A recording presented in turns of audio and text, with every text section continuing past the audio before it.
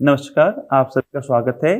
Course introduction to ancient Indian architecture, module Dravidian style of temple architecture, week 10, lecture number 49। और आज का जो topic है वो है salient feature of Pandya temple architecture. जैसा कि आप जानते हैं कि पिछली क्लासेज में हमने डिस्कशन किया था कि दक्षिण भारत के जो भी टेम्पल आर्किटेक्चर है उनकी ओरिजिन एंड उनका डेवलपमेंट कैसे होता है। उसकी उसी क्रम में हमने जो है पल्लव टेम्पल आर्किटेक्चर के बारे में डिस्कशन किया था एंड उसके बाद हमने जो है चोल टेम्पल आर्किटेक्चर के बारे में डिस्कशन किया था। और इसके दौरान हमने ये देखा था कि किस प्रकार से जो है द्रविडियन टेम्पल आर्किटेक्चर का जो है उद्भव होता है और कैसे जो है वो द्रविडियन टेम्पल आर्किटेक्चर जो है प्राचीन भारत के सबसे जो है ग्रैंडेस्ट आर्किटेक्चर के रूप में जो है विकसित होते हुए दिखाई देते हैं, जिसमें अनेकों राजवंशों का योगदान हमें दिखाई देता है। इसी क्रम में जो सबसे महत्वपूर्ण योगदान हमें दिखाई देता है वो है पांड्य राजवंश का, जिनका शासनकाल जो है मुख्य रूप से हमें संगम युग से लेकर जो है वो हमें 14th सेंचुरी 15th सेंचुरी तक हमें दिखाई देता है। आज हम क्लास में डिस्कस करेंगे पांड्य राजवंश के बारे में डिस्कस करेंगे। इसके बाद हम पांड्य आर्किटेक्चर के बारे में बात करेंगे एंड उनकी ज्योग्राफिकल बैकग्राउंड, और इसके साथ साथ early Pandya temples and the later Pandya temples की बात हम करेंगे। पांड्य राजवंश जो है दक्षिण भारत के सबसे प्रमुख राजवंशों में से एक माना जाता है। जो प्रतीक चिन्ह हमें दिखाई देता है, राजकीय प्रतीक चिन्ह, रॉयल इंसिग्निया जो दिखाई देता है, वो डबल फिश जो है इनका रॉयल इंसिग्निया था। और इनका महत्वपूर्ण योगदान माना जाता है दक्षिण भारत के आर्किटेक्चर में, उनकी संस्कृति के विकास में, और इसके साथ उनके वहाँ उन क्षेत्रों में रहने वाले जो ट्रेड से संबंधित हमें महत्वपूर्ण योगदान जो है इनका दिखाई देता है। पांड्य राजवंश के बारे में बात करें तो पांड्य राजवंश के बारे में हमें साहित्य से भी सूचना प्राप्त होती है, जिसमें हम संगम साहित्य, रामायण, महाभारत और अर्थशास्त्र में भी सूचनाएं प्राप्त होती हैं। इसी के साथ अभिलेखों में भी जो है हमें पांड्य राजवंश के बारे में सूचना प्राप्त होती है, जैसे कि अशोकन एडिक्ट्स, खारवेल के इंस्क्रिप्शन और पांड्य अभिलेखों से हमें पांड्य राजवंश के बारे में सूचना मिलती है। इसके अलावा विदेशी यात्रियों के विवरण भी महत्वपूर्ण सूचनाएं हमें पांड्य राजवंश के बारे में बताते हैं, जिसमें महत्वपूर्ण है मेगस्थनीज, दूसरे हैं Ptolemy, Periplus of the Erythraean Sea, वेनसोंग एंड द मार्को पोलो के जो ट्रैवल अकाउंट है उनसे हमें इस राजवंश के बारे में सूचना प्राप्त होती है, जिससे हमें पता चलता है कि ये जो राजवंश था ये प्राचीन दक्षिण भारत के महत्वपूर्ण राजवंशों में से एक जो है से माना जाता है। जो पांड्य राजवंश है वो तमिल क्षेत्र के सबसे महत्वपूर्ण राजवंश में से एक माना जाता है, जो कि चोल और चेरों के समकालीन जो है हमें दिखाई देते हैं। और इसके अलावा इनके जो आरंभिक जो हमें डिस्क्रिप्शन दिखाई देते हैं वो 4th to 3rd century BC से हमें प्राप्त होने लगते हैं। इसके बाद हमें इसके दो प्रमुख वर्ग दिखाई देते हैं, जिसके बारे में हम 6th to 4th सेंचुरी में दिखाई देते हैं एंड द 13th-14th सेंचुरी में जो है हमें इनके बारे में सूचना मिलती है। और जो पांड्य राजवंश है वो विश्व के सबसे प्राचीनतम या सबसे लंबे समय तक शासन करने वाले राजवंश के रूप में भी जो है दिखाई देती है। अभिलेखी साक्ष्यों और साहित्यिक साक्ष्यों और फॉरेन अकाउंट के आधार पर जो है पांड्य राजवंश को 3 भागों में जो है मुख्य रूप से विभाजित कर सकते हैं। पहला है पांड्य ड्यूरिंग संगम एज, दूसरे हैं जो है फर्स्ट पांड्य डायनेस्टी एंड तीसरे है जो है वो है सेकेंड पांड्य डायनेस्टी। तो 3 महत्वपूर्ण राजवंश हमें दिखाई देते हैं। और इसके अलावा अगर हम बात करें तो मैप में आप देख सकते हैं कि जो पांड्य राजवंश है, जो येलो लाइन है, ये पांड्यों की जो है अपनी संगमकालीन जो पांड्य थे वो इस क्षेत्र में जो है शासन करते थे, और इनकी जो राजधानी थी वो जो है मदुरा जो है इनकी राजधानी थी। और इनके जो है उत्तर में आप देख सकते हैं कि उत्तर में चोल राजवंश दिखाई दे रहे एंड जो है पश्चिम में जो है चेर जो है महत्वपूर्ण राजवंश के रूप में दिखाई देते हैं। तो संगम साहित्य में 3 महत्वपूर्ण राजवंशों के बारे में सूचनाएं प्राप्त होती हैं। पहला है पांड्य, जिनके शासनकाल के दौरान संगम साहित्य की रचना हुई, दूसरे हैं चोल और तीसरे हैं चेर। ये 3 महत्वपूर्ण राजवंश हमें जो है संगम शासनकाल में दिखाई देते हैं। पांड्यों की राजधानी की बात करें, जिस पांड्य राजवंश के बारे में आर्किटेक्चर के बारे में हम पढ़ेंगे, तो उनका मूल जो क्षेत्र था जहाँ पे उनका प्रभाव हमें दिखाई देता है, ये जो मैप आप देख रहे हैं, ये इनका जो है महत्वपूर्ण राजनीतिक जो है प्रभाव जो है हमें इन क्षेत्रों में जो है दिखाई देता है। और इनकी जो राजधानी थी मदुरई जो है इनकी राजधानी थी, जहां पर जो है जो कि वैगई नदी के किनारे स्थित है, वहां पर जो वो उनका जो है पॉलिटिकल सेंटर था, यानी राजनीतिक केंद्र जो है मदुरई था और इनकी आर्किटेक्चरल जो इन्फ्लुएंस है, एक्टिविटी है जो, वो हमें मदुरई के आसपास के क्षेत्रों में ही जो है दिखाई देती है। अगर हम पांड्य आर्किटेक्चर की बात करें तो पांड्य आर्किटेक्चर क्या क्या महत्वपूर्ण विशेषताएं दिखाई देती हैं।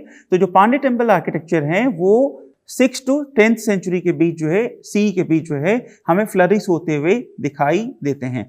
और इनकी जो महत्वपूर्ण विशेषता की बात करें तो इसमें हमें आर्टिस्टिक एक्सेलेंस दिखाई देता है, वो हमें जो है दिखाई देता है। दक्षिण भारतीय जो आर्किटेक्चर का आर्टिस्टिक एक्सेलेंस है वो हमें जो है पांड्यों के आर्किटेक्चर में एंड आर्ट में जो है हमें दिखाई देता है।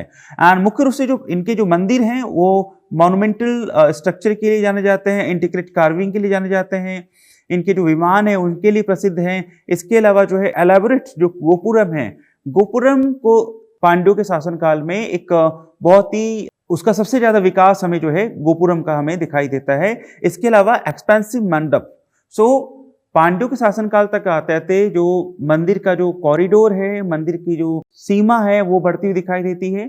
और इसके अलावा जो मंडप है उनका आकार जो है वृहद होने लगता है, उनका जो इंक्लोजर वॉल है वो आकार में बड़े होने लगते हैं। एंड जो गोपुरम है, जो प्रवेश द्वार होते थे मंदिरों के, वो उनका भी जो है आकार जो है बहुत एलेबोरेट होता हुआ हमें दिखाई देता है। और उसके साथ साथ स्कल्पचर एक्टिविटी जो है गोपुरम के साथ जो है बढ़ जाती है। इसके अलावा जो है स्कल्पचर्स की बात करें तो स्टोन स्कल्पचर के हमें डिपिक्शन जो है इसमें हमें दिखाई देते हैं, जैसे कि हिंदू देवी देवताओं के हमें प्रतिमाएं दिखाई देती हैं। इसके अलावा डेली लाइफ एक्टिविटी से संबंधित जो है हमें बहुत सारे स्कल्पचर जो है यहाँ पर हमें प्राप्त होते हैं। सबसे महत्वपूर्ण उदाहरण जो अगर हम बात करें पांड्य टेम्पल आर्किटेक्चर की, वो है आपका मीनाक्षी टेम्पल जो कि मदुरई में है। ये महत्वपूर्ण उदाहरण माना जाता है। जो सबसे महत्वपूर्ण उदाहरण हमें दिखाई देता है वो है मीनाक्षी टेम्पल जो कि मदुरई में है। ये सबसे बेस्ट एग्जाम्पल हम जो है मान सकते हैं, और जो कि अपने क्यों फेमस है, अपने बिगेस्ट साइज ऑफ गोपुरम के लिए जो है वो जो है मंदिर फेमस है। यानी इसके गोपुरम जो है ये इसकी एक प्रमुख विशेषता के रूप में दिखाई देते हैं। इसके अलावा मंडप भी जो है कि महत्वपूर्ण विशेषता के रूप में हमें दिखाई देते हैं। इसके अलावा अगर हम बात करें तो कुडल अजगर टेम्पल भी बहुत प्रसिद्ध है, पांड्यों का द्वारा निर्मित है ये मंदिर भी। और ये जो मंदिर थे पांड्यों के द्वारा बनाए गए, ये किन चीजों के लिए पर्पज क्या था, उद्देश्य क्या था? तो temple serve as cultural and social hub, तो सांस्कृतिक और सामाजिक गतिविधियों के केंद्र के रूप में हमें दिखाई देते हैं। और इसके अलावा जो है उन पांड्यों की जो धार्मिक जो विश्वास थे, एक तरीके से उनका भी रिप्रेजेंटेशन जो है ये मंदिर करते हैं। और उनकी आर्टिस्टिक जो अचीवमेंट है, उपलब्धियों के एक महत्वपूर्ण जीते जाते उदाहरण के रूप में हमें दिखाई देते हैं।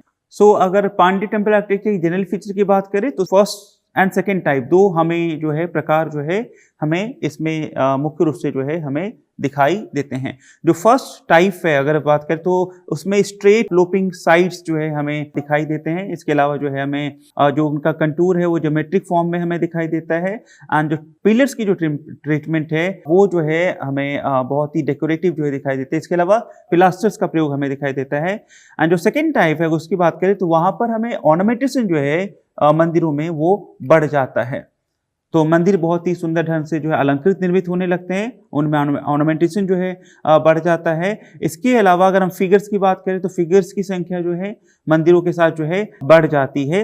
और इसके अलावा जो है टॉल पिनाकल्स के एविडेंस जो है हमें दिखाई देते हैं। इसके अलावा हमें जो है सरफेस डेकोरेशन जो है हमें पांड्य जो गोपुरम है उनमें हमें दिखाई देता है, जो बहुत सारे स्कल्पचर के साथ जो है गोपुरम को डेकोरेट किया जाने लगा था। और इसके अलावा जो है गोपुरम जो है अत्यंत विकसित फॉर्म में हमें दिखाई देते हैं। इसके अलावा पिलर्स की बात करें एंड पिलर्स में भी जो है हमें चेंजिंग दिखाई देती है। पांड्यों के शासनकाल तक आते थे सबसे ज्यादा परिवर्तन हमें पिलर्स में भी जो है दिखाई देती है। पांड्य टेम्पल आर्किटेक्चर की जो महत्वपूर्ण विशेषता है वो है उनका गेटवे जो है महत्वपूर्ण विशेषता के रूप में हमें दिखाई देती है, जिनमें हमें अलग अलग हम कह सकते हैं कि फेजेस दिखाई देते हैं उसके। तो उनका जो गोपुरम का जो प्लान है मुख्य रूप से रेक्टेंगुलर हमें शेप में दिखाई देता है। और जो ग्राउंड फ्लोर है उसका अगर हम बात करें गोपुरम का, वो वर्टिकल जो है फॉर्म में हमें दिखाई देता है। एंड जो फर्स्ट फ्लोर है वो भी है वर्टिकल फॉर्म में हमें दिखाई देता है। एंड ग्रेजुअली जो है उसका आकार जो है जैसे जैसे ऊपर की ओर बढ़ता है वो उसका आकार जो है वो श्रिंक होने लगता है, पतला होने लगता है। एंड जो उसके ऊपर के फ्लोर्स होते हैं, अगर हम गोपुरम की बात करेंगे तो यूजुअली जो है ब्रिक्स के प्रयोग हमें दिखाई देते हैं और उसमें 25 डिग्री का इंक्लिनेशन जो है हमें दिखाई देता है। इसके अलावा अगर हम बात करें कि इसमें जो है हमें नीचे दिखाई देती हैं, आले दिखाई देते हैं जिसमें हिंदू देवी देवताओं के स्कल्पचर्स के डिपिक्शन दिखाई देते हैं। इसके अलावा जो है हमें बहुत सारे like images of horses and animals के डिपिक्शन भी जो है हमें दिखाई देते हैं। अगर हम पांड्यों के टेम्पल आर्किटेक्चर डेवलपमेंट को देखें तो हमें दो वर्ग जो है हमें दिखाई देते हैं, early Pandya and the later Pandya temples.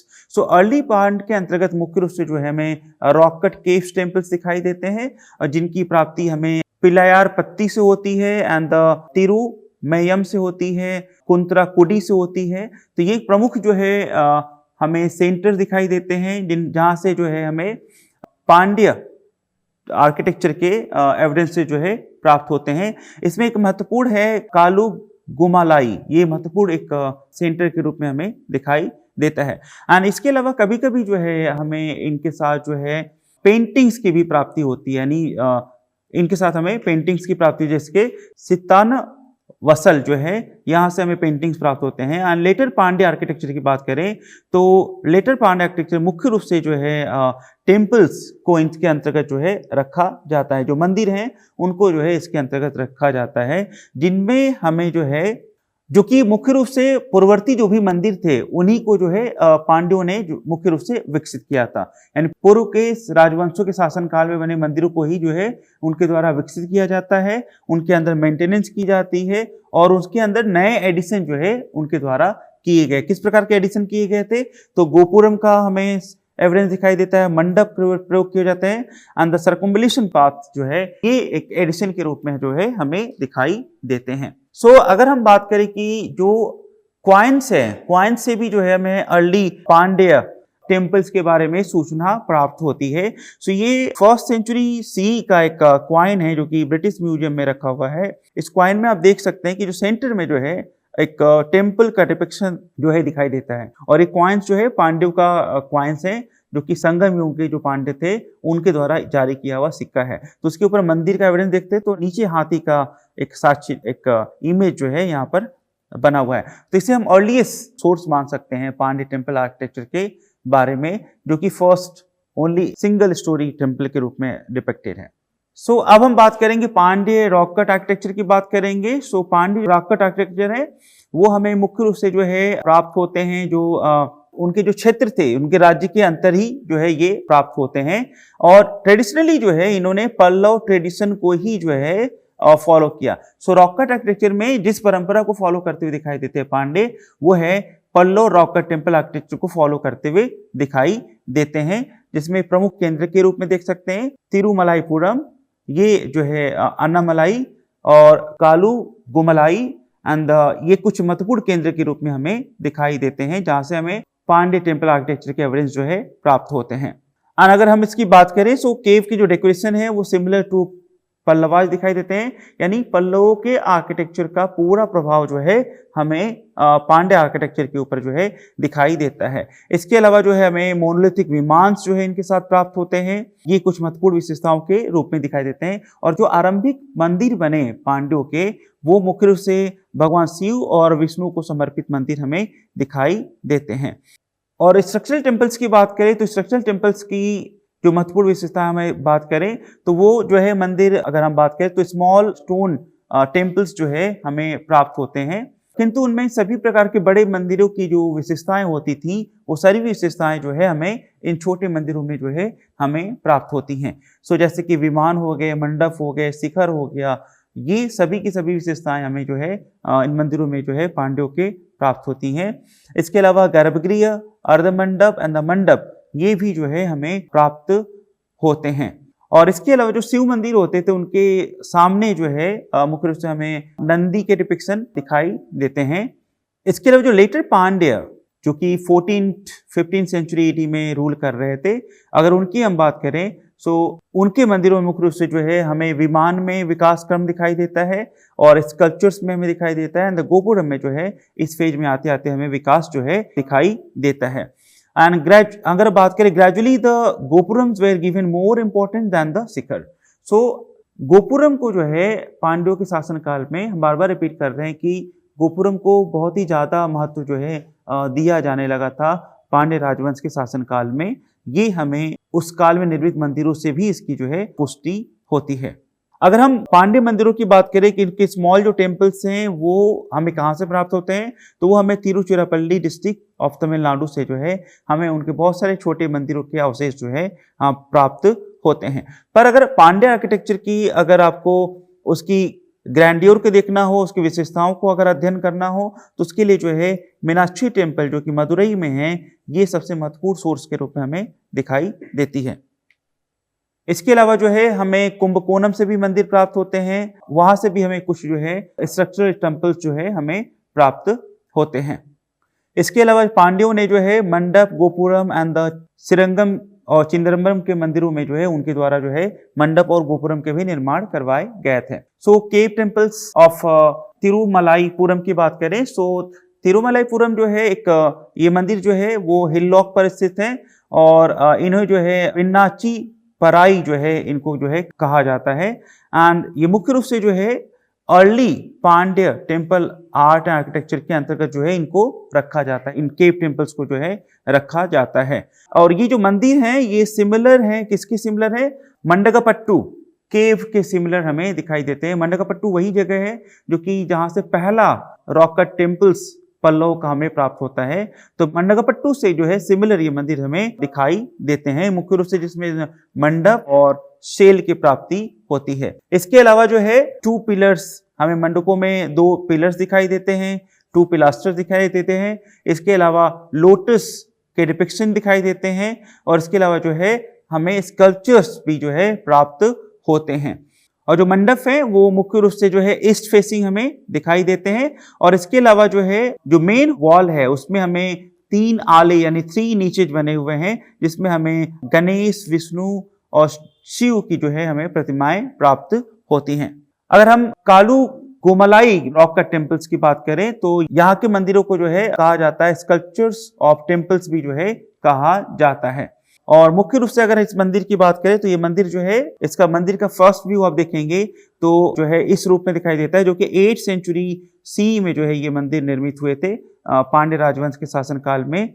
और ये पूरा का पूरा जो है मोनोलिथिक टेम्पल के रूप में आपको जो है दिखाई देता है। और आप ये देख सकते हैं जो फ्रंट व्यू है वो प्लेन सरफेस ट्रीटमेंट आपको दिखाई देगा। और जो इसका शिखर है वो शिखर जो है वो कैलाश मंदिर एलोरा के समीचीन जो है निर्मित किया गया, किंतु आकार में उससे जो है छोटा है। पर आउटर जो सरफेस ट्रीटमेंट है आप यहाँ पे देख सकते हैं, ये अत्यंत सिंपल और प्लेन ट्रीटमेंट जो है किए गए, इनके ऊपर कोई भी अलंकरण हमें नहीं दिखाई देता है। लेकिन शिखर जो है वो मुख्य रूप से रिप्रेजेंट कर रहा है कैलाश मंदिर के शिखर के जैसा दिखाई देगा। सो ये बैक व्यू है उस मंदिर का, वित्तवन कोइल टेम्पल कहते हैं। और ये जो है शिखर का जो है आप क्या देख सकते हैं कि क्लोज व्यू आप यहाँ पर आपको दिखाई दे रहा है। इसके अलावा कालू गुमलाई से जो है हमें जैन मॉन्यूमेंट के भी एविडेंस जो है हमें प्राप्त होते हैं, जो कि 8th सेंचुरी सी के निर्मित है। और यहाँ पे अनेकों जैन तीर्थंकरों के स्थानक और जो है पद्मासन मुद्रा में जो है प्रतिमाएं आपको यहाँ पर प्राप्त होती हैं। इसके अलावा अन्य मंदिरों की बात करें तो एक जो फेमस मंदिर है मुरुगन टेम्पल्स, ये भी जो है अर्ली हम ग्रुप में जो है रखा जाता है पांड्यों के द्वारा निर्मित मंदिरों में। एंड इसके अलावा जो है सित्तानवसल से जो है जैन टेम्पल्स के एविडेंस मिले, जो कि 7th सेंचुरी सी से बिलोंग करता है। और इसके अलावा इस मंदिर की जो वॉल है, जिसको सीलिंग है, जो दीवार है, वहां पर जो है पेंटिंग के एविडेंस भी दिखाई देते हैं। सो अब हम बात करेंगे पांड्य टेम्पल्स की बात करेंगे। सो जो पांड्य टेम्पल्स हैं did not fail to appreciate and inculcate the artistic tradition of its enemies. So पांड्यों ने जो है पांड्यों की शत्रुता, राजनीतिक शत्रुता की बात करें तो वो चोलों के साथ हमें जो है दिखाई देती है, किंतु उसके बावजूद जो है चोलों को पराजित करने के बाद, उनको क्षेत्रों को कैप्चर करने के बाद भी जो है उन्होंने चोलों की जो आर्टिस्टिक परंपरा थी, आर्किटेक्चर ट्रेडिशन था, उसी को अडॉप्ट किया और उसी को जो है वो डेवलप करते हुए दिखाई देते हैं। तो पांड्यों के मंदिरों में सबसे महत्वपूर्ण मंदिर माना जाता है मीनाक्षी सुंदरेश्वर टेम्पल, जो कि मदुरई में है, वो महत्वपूर्ण माना जाता है। और ये जो मंदिर है वो द्रविड़ियन आर्किटेक्चर का कह सकते हैं कि one of the best example में से एक जो है इसे माना जाता है। और ये बहुत ही विस्तृत क्षेत्र में जो है फैला हुआ मंदिर है, बहुत ही ज्यादा विस्तृत क्षेत्र में, जिसको एक हम कह सकते हैं कि टेम्पल सिटी का भी दर्जा दिया गया है इसको। और हम बात करें कि इसमें जो है मुख्य रूप से 2 श्राइन हमें प्राप्त होते हैं, 10 जो है गोपुरम हमें प्राप्त होते हैं। इसके अलावा जो है अनेकों हमें मंडप जिसको हॉल बोलते हैं वो प्राप्त होते हैं, और बहुत सारे वाटर टैंक जिसको बोलते हैं वो प्राप्त होते हैं। तो पूरा का पूरा जो मंदिर है आपको एक सिटी के रूप में जो है दिखाई देगा। और अगर हम बात करें कि सबसे फेमस क्या है यहाँ पर, तो वो है आपका 1000 पिलर हॉल, जो कि फेमस है, जहाँ पे लगभग 985 पिलर पर आधारित एक मंडप आपको जो है प्राप्त होगा। और इसमें मंदिरों में हमें गजब का साइंटिफिक पैटर्न और टेक्निक दिखाई देती है। सभी के सभी जो पिलर्स हैं वो स्ट्रेट हमें दिखाई देते हैं, एक लाइन में जो है, एक एक्सिस में सारे के सारे जो है हमें पिलर्स जो है दिखाई देते हैं। तो यहाँ पर जो है हमें उनके साइंटिफिक डेवलपमेंट को हम आसानी से देख सकते हैं कि इनमें 1 डिग्री का भी जो है हमें डिफरेंस जो है नहीं दिखाई देता है। इसके अलावा अन्य महत्वपूर्ण विशेषताओं की बात करें तो म्यूजिकल पिलर जो है, इन पिलर्स के साथ जो है हमें म्यूजिकल इंस्ट्रूमेंट बनाने वाले डिफरेंट पोज एंड पोस्चर में हमें दिखाई देते हैं। इसके अलावा जो है एक जो श्राइन्स की बात करें तो श्राइन जो है लॉर्ड शिव को समर्पित है, भगवान शिव को समर्पित है। और जो गॉडेस पार्वती हैं जिन्हें यहाँ पे मीनाक्षी कहा जाता है उनको समर्पित है। तो 2 मुख्य मंदिर हैं यहाँ पर, भगवान शिव और माता पार्वती को समर्पित 2 महत्वपूर्ण मंदिरों के साक्ष्य हमें प्राप्त होते हैं। इसके अलावा जो है ये मंदिर अपने प्रसिद्ध है, अपने इंटीरियर डेकोरेशन के लिए फेमस हैं, महत्वपूर्ण पिलग्रिमेज एक्टिविटीज के लिए प्रसिद्ध हैं, अपने म्यूजिकल एटमॉस्फेयर के लिए प्रसिद्ध हैं। इसके अलावा हमें अष्ट शक्ति मंडप की भी प्राप्ति होती है। तो ये महत्वपूर्ण विशेषताएं हमें जो है इस मंदिर के साथ दिखाई देती हैं। और इसके अलावा जो है यहाँ से हमें गोल्डन लोटस स्टैम्प के एविडेंस जो है प्राप्त होते हैं। तो ये आप देख सकते हैं कि जो मीनाक्षी अम्मन टेम्पल है मदुरई का, जिसे मैंने बोला कि पूरा सिटी टेम्पल सिटी के रूप में जाना जाता है, तो यहाँ पे आप देख सकते हैं कि 4 प्रमुख तोरण द्वार आपको जो है दिखाई देंगे, पहला, दूसरा, तीसरा एंड चौथा। और ये जो है मुख्य जो इनक्लोजर वॉल है उससे जुड़े हुए हैं। और हमने आपको बोला कि पहले ही बताया कि पांड्यों के शासनकाल आते आते जो मंदिर का जो विमान है उसका उससे भी ज्यादा ऊंचे जो है निर्मित होने लगते हैं, गोपुरम जो है निर्मित होने लगते हैं। और इसके अलावा आप देख सकते हैं कि यहाँ पे 1000 पिलर हॉल आपको यहाँ पर दिखाई देगा, जिसमें आप देख सकते हैं कि महत्वपूर्ण जो है ये माना जाता है। तो ये 1000 पिलर हॉल यहाँ पर आपको यहाँ पे दिखाई दे रहा है। इसके अलावा जो है आपको अन्य मंदिर भी दिखाई देंगे जो कि इनक्लोजर वॉल से घिरे हुए हैं। तो ये मंदिर भी जो है इनक्लोजर वॉल से घिरा हुआ है यहाँ पे। सो अलग अलग मंदिरों में हमें इनक्लोजर वॉल दिखाई देते हैं, उनके साथ हमें गोपुरम के जो है प्राप्ति होती है। और पूरे का पूरा मंदिर जो है वो धार्मिक, राजनीतिक, सांस्कृतिक गतिविधियों का केंद्र के रूप में दिखाई देता है। और पांड्य शासकों के शासनकाल में भी जो है ये महत्वपूर्ण सांस्कृतिक और सामाजिक केंद्र के रूप में जो है विकसित होते हुए दिखाई देते हैं। अगर हम बात करें कि लेआउट की बात करें मीनाक्षी टेम्पल की, तो लगभग 15 एकड़ में जो है ये मंदिर जो है फैला हुआ है। और इसमें हमें अनेकों प्रकार के जो है हमें गोपुरम जो है प्राप्त होते हैं। और जैसा कि आप जानते हैं कि जो मुख्य जो श्राइन है भगवान शिव और माता पार्वती को जो है समर्पित मंदिर हमें प्राप्त होते हैं। इनकी जो इनक्लोजर वॉल है वो अत्यंत ऊंचे हैं, हाई इनक्लोजर वॉल जो है हमें प्राप्त होते हैं। ये संभव होता है कि जो विदेशी आक्रमण हो रहे थे उससे बचने के लिए जो है जो इनक्लोजर वॉल है उनकी ऊंचाई ग्रेजुअली पांड्यों के शासनकाल तक आते आते जो है ऊंचाई जो है और बड़ी होती जाती है। इसके अलावा जो है हमें इनके साथ जो है इनका जो मंडप है उनके आकार जो है रेक्टेंगुलर हमें दिखाई देते हैं। इसके अलावा जो है इन मंदिरों के साथ हमें एंसिलरी श्राइन्स एंड द मंडप की प्राप्ति होती है। इसके अलावा जो है गोल्डन लोटस टैंक हमें प्राप्त होता है। एंड द जो टॉलेस्ट रूफ है, अगर हम टेम्पल रूफ की बात करें तो 160 फीट ऊंची जो है हमें दिखाई देती है, जिसमें 12 जो है हमें टेरेसेज यानी जो है 12 मंजिला वो निर्मित हुई है। इसके अलावा ये मंदिर अपने लाइफ साइज स्कल्पचर्स के लिए जो है फेमस है। एंड देवी देवताओं की बहुत बड़ी बड़ी आकृतियां जो हैं, मानव आकृतियां जो है निर्मित की गई हैं। ये जनरल व्यू है, आप देख सकते हैं मीनाक्षी अम्मन टेम्पल का, जिसमें आपको ये सबसे ऊंचे जो है गोपुरम आपको दिखाई दे रहे होंगे, 4 दिशाओं में है, पहला, दूसरा, तीसरा एंड द चौथा यहाँ पर होगा। ठीक है, सो 4 आपको ये मुख्य प्रवेश द्वार दिखाई देंगे। इसके अलावा जो है अन्य छोटे छोटे गोपुरम आपको जो है यहाँ पर दिखाई देंगे और यहाँ पे आप वाटर टैंक को देख सकते हैं। सो ये थॉमस डैनियल के द्वारा निर्मित पेंटिंग है, जिसमें आप देख सकते हैं कि जो पुदु मंडप है उसकी जो है पेंटिंग बनाई गई है। तो ये 19th सेंचुरी का फेमस पेंटिंग है, जिसे 19th सेंचुरी मंदिर की क्या कंडीशन थी उसके बारे में पता चलता है। और ये जो है वर्तमान में जो है पिलर है जिसको हम देख सकते हैं, जिसमें यली के डिपिक्शन जो है आपको यहाँ पर स्पष्ट रूप से जो है दिखाई देंगे। इसके अलावा जो है डांसर्स एंड द म्यूजिशियंस के डिपिक्शन जो है पिलर्स के साथ दिखाई देते हैं। ये सबसे फेमस हॉल में से एक जो है माना जाता है।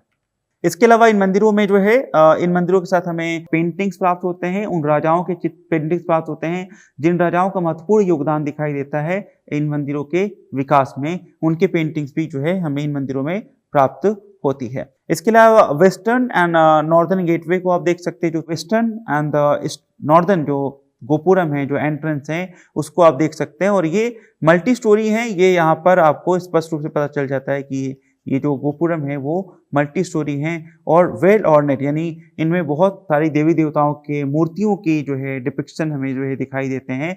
इसके अलावा इनके ऊपर जो आप देखें कलश वगैरह की डिपिक्शन है, उनकी संख्या जो है हमें बढ़ती हुई दिखाई देती है। तो गोपुरम के टॉप में हम देखते हैं कि जो कलश है उनकी संख्या बढ़ती हुई दिखाई देती है और गोपुरम की हाइट विमान से भी जो है वो ऊंची हो जाती है पांड्यों के शासनकाल में।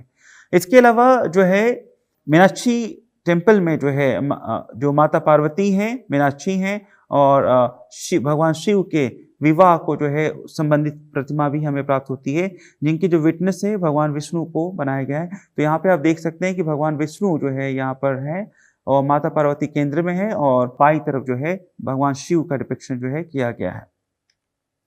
इसके अलावा जो है फीमेल म्यूजिशियन के डिपिक्शन भी जो है हमें पिलर्स के साथ दिखाई देते हैं एंड यहाँ पर फीमेल का जो है एसोसिएशन दिखाई देता है पिलर के साथ। तो इस प्रकार के फीचर्स कॉमन हमें पांड्यों के टेम्पल आर्किटेक्चर में जो है दिखाई देते हैं।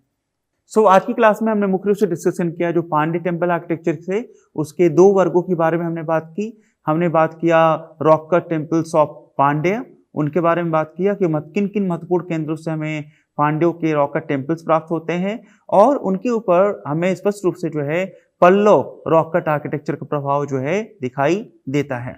और इसी क्रम में हमने बात किया कि जो स्कल्पचरल टेम्पल्स हैं हमने उनकी बात की और जो स्ट्रक्चरल टेम्पल्स हैं वो हमें जो है पांड्यों के शासन के क्षेत्र में हमें प्राप्त होते हैं। और पांड्यों के द्वारा कुछ नए मंदिरों का ज़्यादा निर्माण नहीं किया गया बड़े आकार के, उनके द्वारा कुछ छोटे मंदिरों का निर्माण किया गया था, किंतु जो बड़े मंदिर हैं जो पूर्ववर्ती राजवंशों के शासनकाल में निर्मित हुए मंदिर थे उनको जो है बहुत सारे उनके मेंटेनेंस और उनके डेवलपमेंट का कार्य जो है पांड्य राजवंशों के द्वारा किया जाता है।